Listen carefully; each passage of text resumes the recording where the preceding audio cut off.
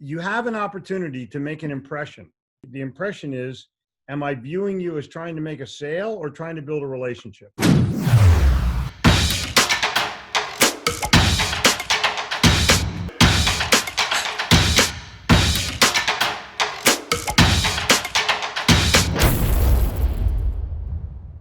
What's up, guys? Welcome to the show. Today, I got a special one for you. If you are sick and tired of procrastinating, gentleman on the show today is going to tell you how to get shit done, which is the title of his newest book, Book of 17.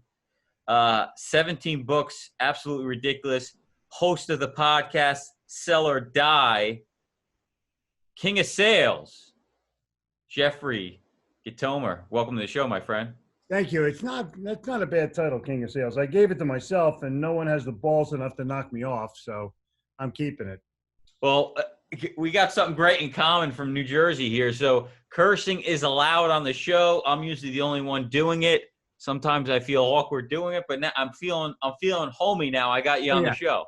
We our podcast, Sell or Die, we're rated E for explicit, and there's a reason for that. And that is that this book is written in unpolitically correct language, because political correctness is for people that make no fucking sales. Yeah, you know, it's interesting. We send these marketing emails out, and I get to see who the sissies really are in the sales industry when I rub them the wrong way. Their butt gets a little hurt, and I question myself, are you in this guy? These people are in sales? How are you going to make it if a word in an email offends you? It's unbelievable to me, but I grew up selling in Manhattan. So I spent years literally having people give me cursing epithets that I'd never heard before, making cold calls and telling me where to go. And when someone would throw me out of their office, they would, I have no time for you. I'd knock on the door again and I'd go, do you mean today? No time today? Can I come back tomorrow? Because I was determined to have fun when I was making cold calls. And I'm telling you, people would go ballistic with me. And I loved it. But 30% of the people, one out of three would let me back in. Hey, listen, that increases sales, right? 1 out of 3 is pretty good. Exactly. Yeah, you got to go over the top a little bit. So you started in sales in Manhattan. Were you doing stock brokerage work and cold calling? No, I was selling. I made my own furniture. I'm in the late 60s. I sold beanbag chairs. In the 70s, I sold imprinted sportswear. I made ladies' tops and men's tops and T-shirts, and literally made $1 million sales in Manhattan on cold calls. Yeah, I mean, I had a cold caller that worked for my firm, and he grew up working on Wall Street, and he used to do the same thing, making $1 million sales over the phone. I always say in the insurance industry, which we'll get into, is we're not that good at sales. You know, these people got an urgency to make a change every year because their renewal's going up. If they didn't have that, there would be a lot less people in this industry. Though that's true. However, what people in your industry do not understand, that it's not about the cost per month or the cost per year. It's about the value of the coverage. Because if I have a high deductible, that's one thing. If I'm not covered for certain accidents, that's another thing. Work insurance versus at-home insurance, family coverage. There's all kinds of things that are involved in this process, and people like idiots focus on price instead of value. And this is what they don't understand, the average insurance guy. When a claim is denied, it can ruin the morale in the entire company, because they're talking to one another. And the object for the decision maker is to buy insurance or to provide insurance where claims are paid. And I don't want to get into the brands of insurance that I own, especially on the health insurance side. But I can tell you that on the property and casualty side, I buy Chubb. And the reason I buy it is I know, God forbid, if I have a claim, they're going to pay. How much does it cost? I have no idea. I'm buying a brand, not a policy. So So you've worked with many insurance brokers, I assume, in your career. You've been doing the sales training how long now? Not long, 25 years about. 25 years, yeah. Yeah. And what is the number one thing or some of the top things you see salespeople do wrong in those meetings with prospects? Well, what they focus on is making the sale rather than what's going to happen after they buy. So I'm an outcome driven person, not a make the sale, make my quota, make my commission salesperson. And that's huge. And that stems from wanting a relationship with somebody versus making a sale. I want a relationship because then I know I can get a referral. Or I can make a sale and then move to the next person like an idiot. Because a referral is going to bring me a sale 5 out of 10 times. A cold call is going to bring me a sale 1 out of 100 times. Absolutely.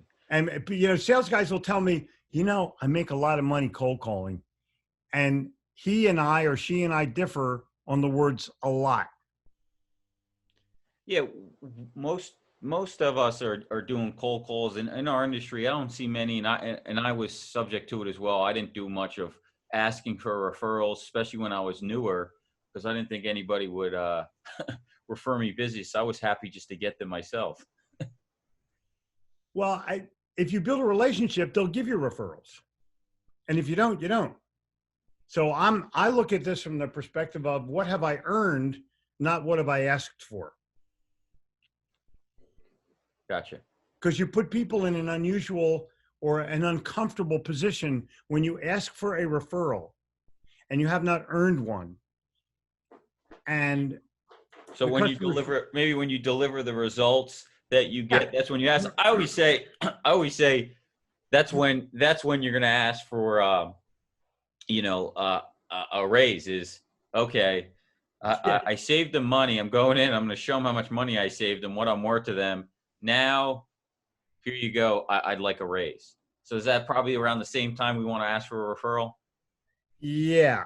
I would say that after you've developed a relationship, you have coffee with somebody and bring them a friend or a customer. The best way to get a referral is give a referral. But that requires work, and salespeople don't want to work. So I'm looking at it from the perspective of what can I give this person versus what can I get from this person, because I'm a giver.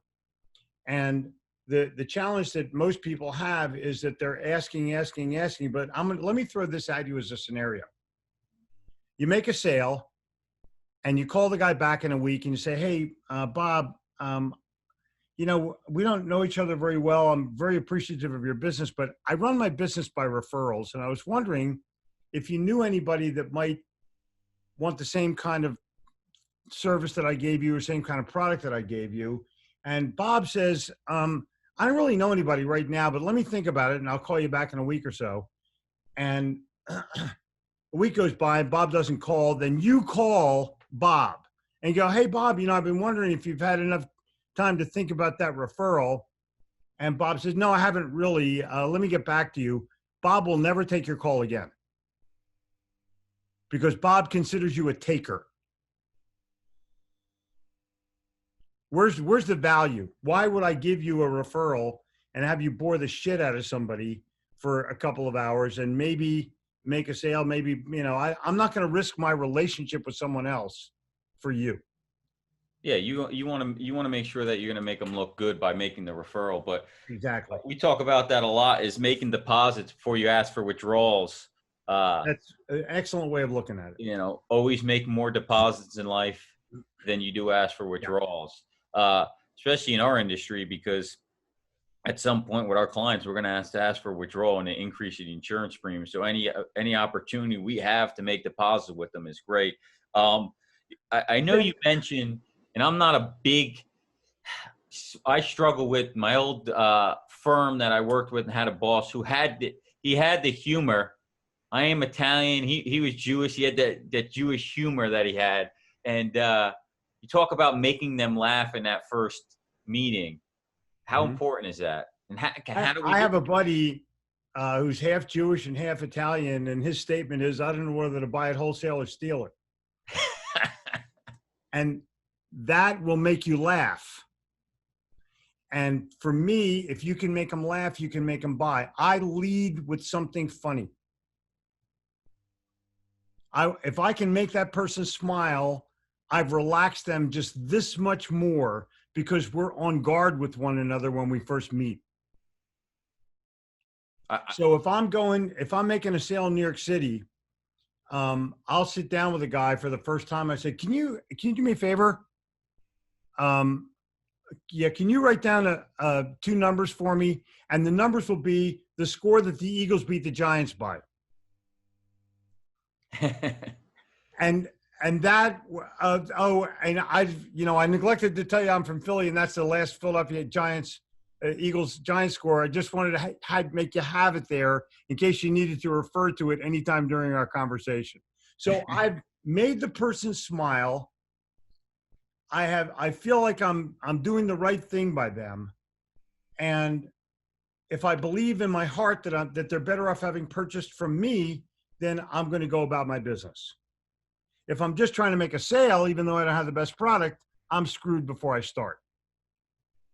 So it's belief and humor. I love the idea of using humor, and like I said, I'm gonna have to script some jokes up for sure before I go in because it doesn't come off the top of the head for me. That's okay, but just script humor, not jokes. Humor, okay. Something funny that happened. I'll give you an example. I have an 11-year-old daughter, even though I shouldn't. And my wife and I and my daughter are walking down to the beach. We're at the beach a couple of weeks ago, and we're walking down toward the ocean. And my wife says, we get like 25 feet from the ocean. She goes, it smells like a fish store here. And my 11-year-old goes, Jen, this is where the fish live before they go to the store. And it's not belly laugh, it's smile. And it's just smile and relax and then talk. Smile, relax, and then talk. Yeah, and a little laughing, a little enthusiasm. I want to go back to the book Getting Shit Done, because boy, do we like to figure out ways to do shit that's worthless during the day versus selling and making calls. Tell me a little bit about the book Getting Shit Done for salespeople. Well, salespeople will put off everything to the last minute. Go back to, did you go to college? Yes, I did. Did you study at the last minute? Always. Yeah. Okay, everyone did. But you tell yourself next year you're going to keep up, and then you never do. So what I've written about is not simply productivity. I've written about procrastination. And if you can get rid of procrastination, it will make you more money. If you can be more productive, it will make you more money, or it will earn you more money. And so the two P's, productivity and procrastination, have to work anti one another in order to get to profit.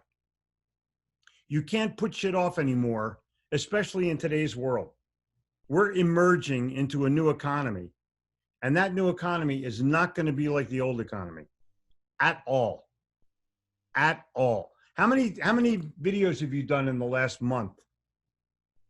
Me personally? How many video conference calls? How many Zoom calls? How many StreamYard? Yeah, 10, 15 at least. Yeah. Maybe more. And what do you think sales guys are doing right now who can't go out? Nothing. No, they're on Zoom if they can. I mean, they're the good ones. If they're nothing, they're having a bigger problem. And like idiots, they're doing it from their bedroom, and all I see is their closet door behind them. Because they don't know how to go onto any kind of program that allows them to look professional. Like I have my office background, you have your office background, looks good. But the average person has not been on any kind of a video call and doesn't really know what to do. If they knew what to do, they could double their productivity. Why am I going to drive all the way across town and spend an hour behind the wheel and then an hour coming back and lose 3 hours worth of time when I could make 20 calls in that time on Zoom.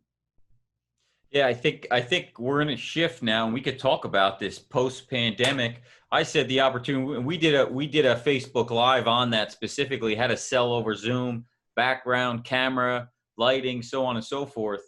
But yeah, I think it makes sense that if we're doing Zoom meetings, you have the opportunity to increase sales, increase opportunities in front of the prospect versus traveling on the road. So I think prospects now are going to be more receptive to it versus before. And I think there may be more opportunities. We talked about this on another show is, hey, Bob, listen, I'd like to just do a quick 15-minute Zoom call with you to see if something what we're talking about is a fit, and then go qualify them versus the meeting, driving. All right, so let's look at a little bit of creativity.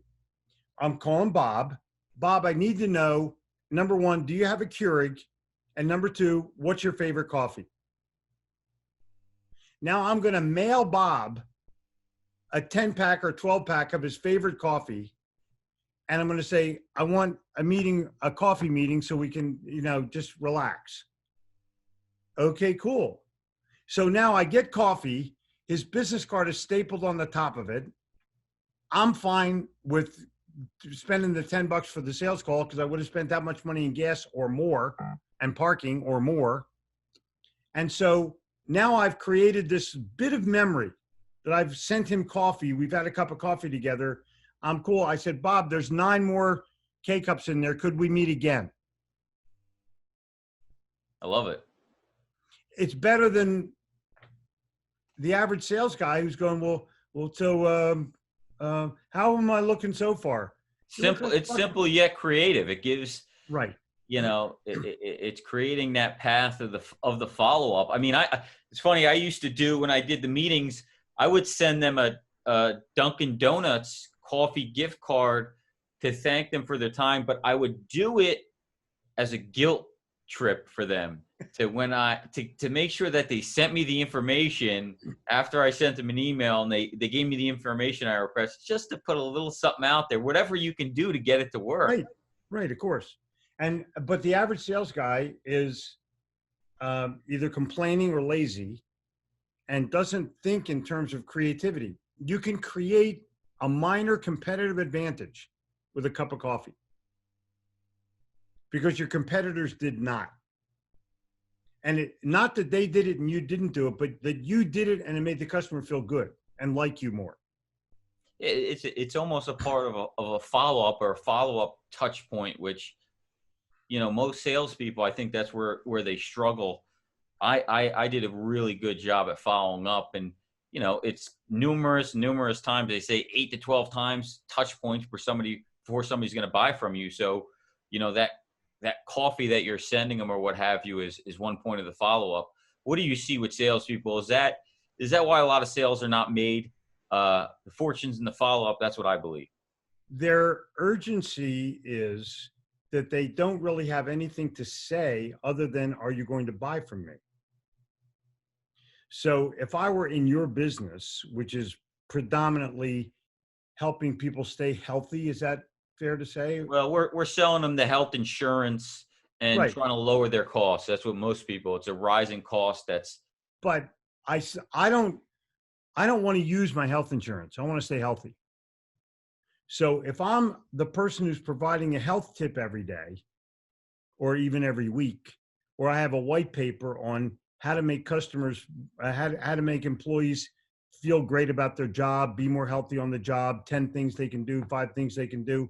If I give that as a value offering, I'm going to be a hell of a lot more top of mind than the guy that says, please find my proposal.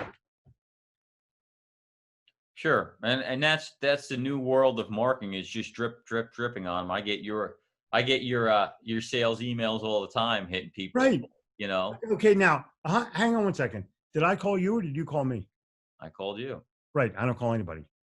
I've been doing this for 25 years, never made a sales call.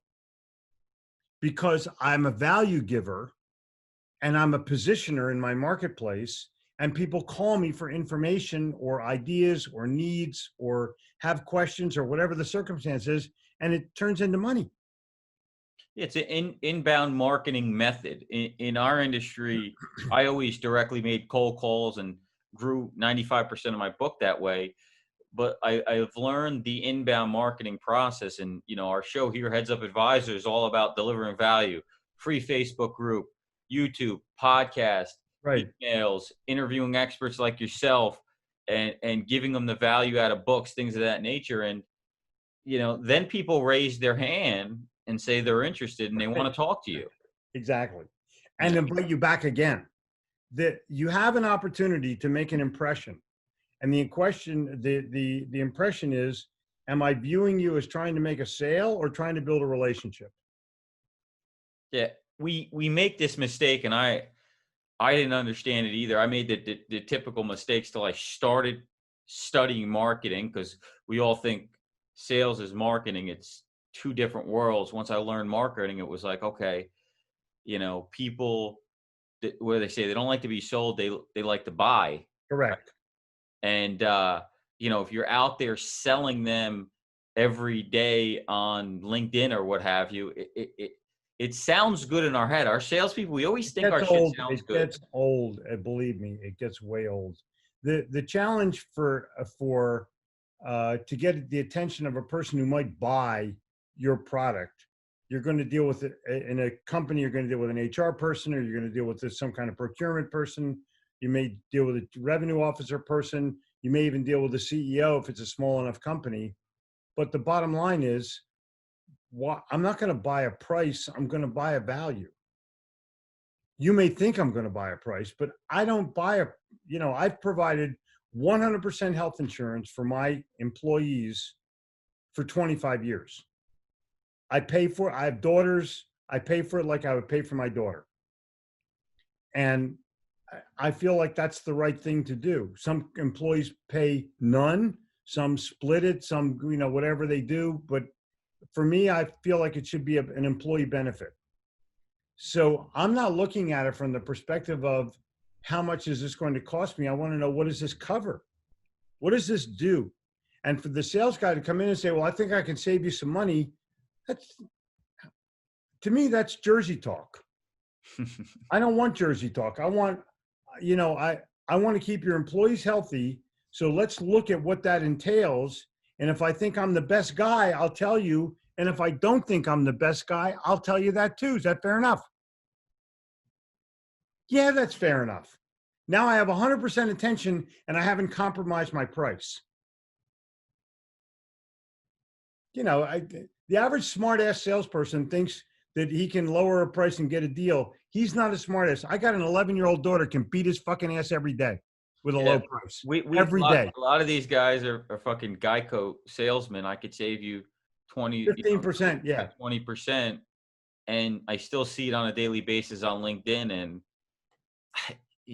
or asking, hey, if you're looking to save money on your health insurance, give me a call, this or that. It's like, nobody's ever calling you. Now, delivering the value, we talk about in today's world, there's a new celebrity in town, and it's you, right? Creating the brand around you and showing that you're the expert, you're the authority, delivering value.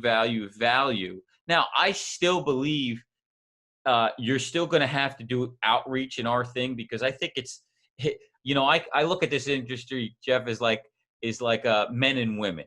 Okay, women have a typically sometimes have a boyfriend and have 100 guys chasing them, so they're never really outbound calling a guy.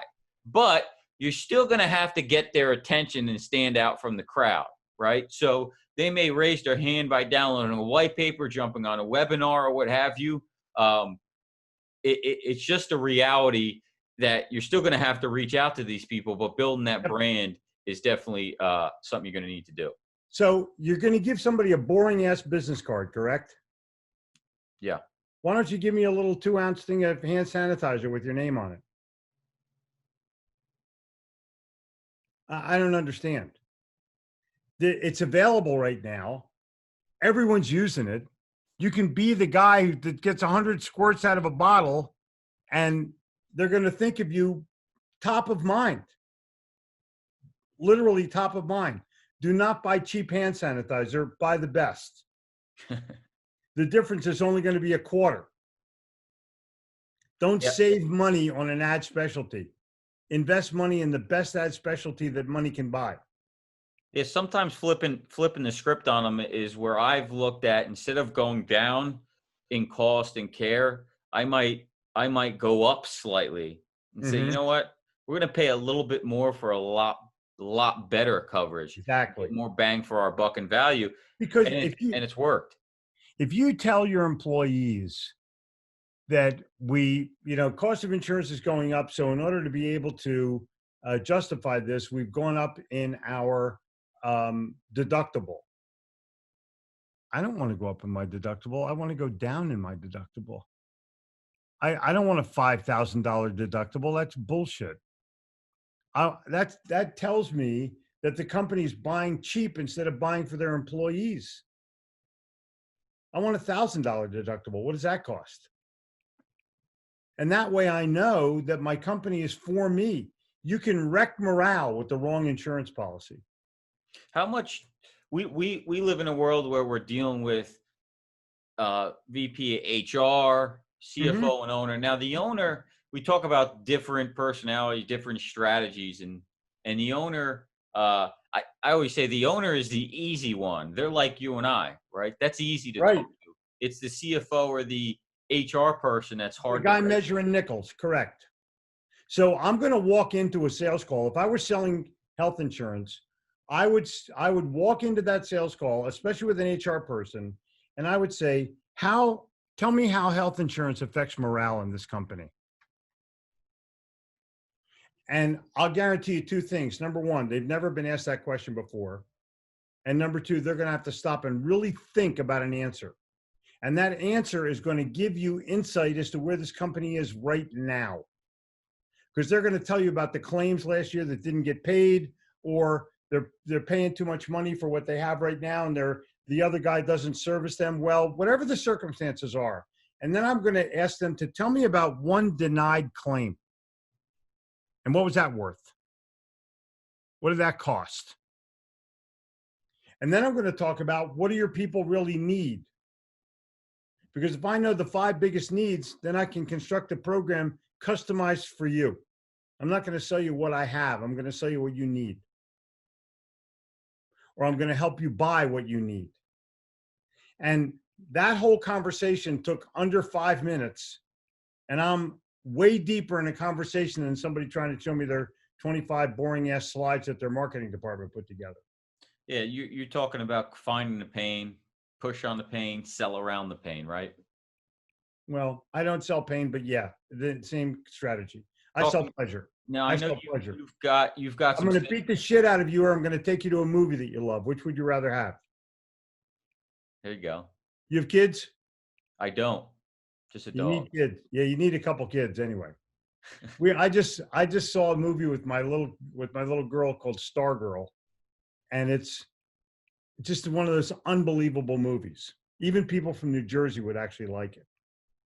And the emotional part of that has to people buy emotionally and then justify logically. And so you're talking to a CFO, they're measuring nickels, and you're talking to an HR person, they're going to compare a budget to an outcome. And I don't want them to compare a budget to an outcome. I wanted them to compare morale or productivity to an outcome. Because if somebody decides that they're not going to work that day, all the money I've saved is out the window. Got it. Talk to me about some of your sales courses. What type of things can some of the sales guys learn that are listening? They want to check out your sales course. I put a thing in the chat called the New Normal course. The New Normal course is I made 70 short videos of everything you need to do to emerge from this crap. And you're wearing masks, or you're not wearing masks, or and I'm teaching people exactly what to say on a Zoom call, exactly how to question somebody on a Zoom call. I'm talking about what they have to do when they get back to face-to-face. Every single thing that they need to be able to play in this new normal, I'm giving them in this course. And I created it literally because I do a Facebook Live every day under my public page, Jeffrey Gitomer. It starts at 9:59 every morning. And I'll have 1,000 views by 10:30. There'll be 100 people on the call by 10:01. And that I sold 6 figures worth of courses just from doing a free course every morning, from doing a free class every morning. And that's where the economy is right now. I want to buy something that I think will help me win. I want to buy something that I think will help me put myself back into this sales process that I've been frustrated by for the last 3 months, especially in the Northeast. It's been brutal. Yeah, I mean, I've been struggling with it, and we came blazing out of sales, and I'm scratching my head going, this is the lifeblood of what I do, and Right. no sales, and it's like death to a salesperson. So, I'm trying to stay positive, I'm trying to stay upbeat, I'm trying to saying I'm just going to keep marketing, and I know that Right. tide's going to turn. Right. It's going to turn. Well, but there's a strategy for emerging. It's not going to go. People are going to go, I can't wait till I get back to normal. It's never going back to normal. You're never going to board a plane the same way. You're never going to go into a restaurant the same way. I just ate in a pretty nice restaurant here in Charlotte, and Charlotte's halfway open. It's at the top of Restoration Hardware. You had to wear a mask going into the hardware store, walking up the flight of steps because the elevator was broken. And then when you got to the restaurant, you could take your mask off. Like, seriously? Hysterical. I almost killed somebody I'm in California right now. I almost killed somebody down in Laguna Beach area. I went to the rooftop bar in Orange County. They're not listening to the rules. You don't have to wear a mask. And so I get there and she's like, sir, you need to have a mask. I go, you need to have a mask to eat? She's like, no. I said, what are you talking about? She's like, well, you're going to walk through a restaurant. You have to have a mask on. I'm like, what kind of bullshit is that? How does that make sense? Yeah. Laguna Beach is nice, by the way. Oh yeah, hey, it beats that Jersey weather. My partner's out here in California, and I came down a couple times, and I said, you know what? It'd be nice to have a place here too. I'm going to tell you where to go. There's a hamburger joint. I'm just drawing a blank on it at the very moment. In Laguna Beach area? Oh no, it's about 5 miles from Laguna Beach, but it's the best hamburger in the world. Shit. And hold on. Hey, the food is not like New Jersey out here. I'll tell you that. I'm telling you, no, this hamburger is the best hamburger you'll ever have. If it's good out here, if it's good, I want to find it.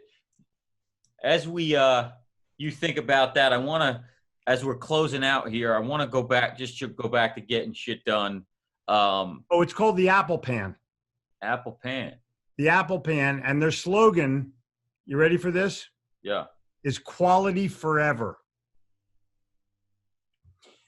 They have 3 bests. They have the best hamburger in the world. They have the best apple pie in the world. And they have the best banana cream pie in the world. Period. It's an old place. It's like 60 years, 70 years old. And you sit around a horseshoe bar, and it's always crowded, and you stand up against the wall to see who's next and who's going to leave. It's unbelievable. Just go there. Apple Pan. I got to try it. Yeah.